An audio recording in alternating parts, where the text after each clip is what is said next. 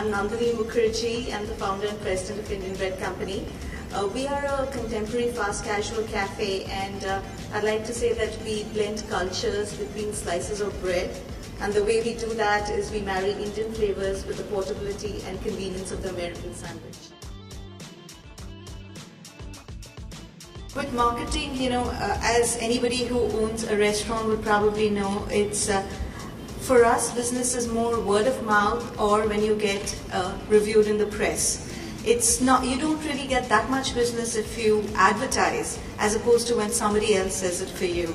So the way we have tried going about that is that our main clientele happens to be students and young professionals. We are located near New York University, and every year you get a fresh batch of students, and out of that you have about 5,000 international students. So I go and I have a rapport with the international students office, and whenever they have their orientation, we kind of lay out some food for the students as a welcoming gesture.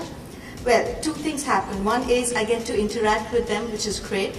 And the second thing is that these are people who don't know New York that well, and they have come in and they're being welcomed by food from a particular place. The name sticks in their heads, it's close to where they are, and more often than not, they become our regular customers. They're not really trying any other Indian place after they've tried us. So that really helps us.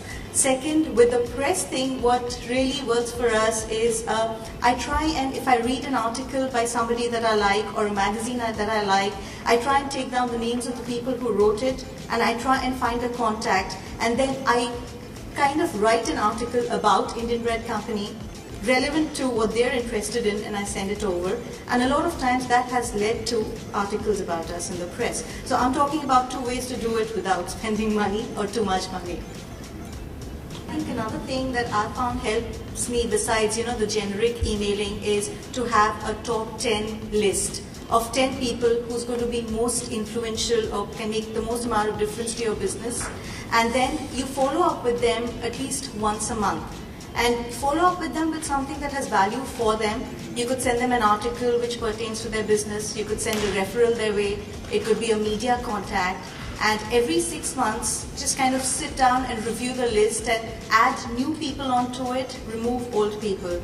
And over time, the list gets more impressive and you meet more people who actually can help you much better. And I find it to be, a more focused way of getting referrals.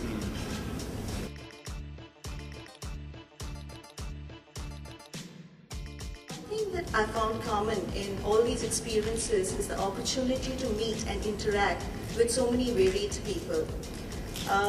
If I had to say what networking meant to me, I would probably say it's building long-term relationships, developing contacts, and nurturing connections. And I think business growth is probably a byproduct of these connections. And I hope to do that here today too, and I know all of us are going to go back from here with lots of fruitful associations.